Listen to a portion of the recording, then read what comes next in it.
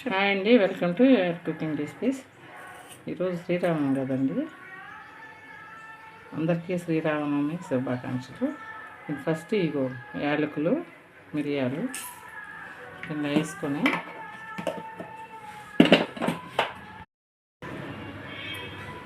ఇదిగోండి ఇలా బెల్లం కట్ చేసి పెట్టుకున్నాము.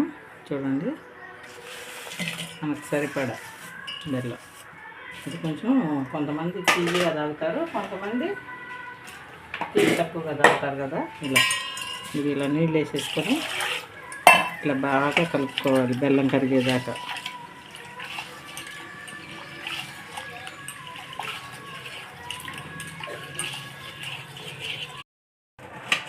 చూడండి, పానకం కలపడం రెడీ అయిపోయింది. స్వీట్గా మిరియాల పొడి, యాలక పొడి వేసి చూడండి, నిమిషంలో అయిపోయింది పానకం.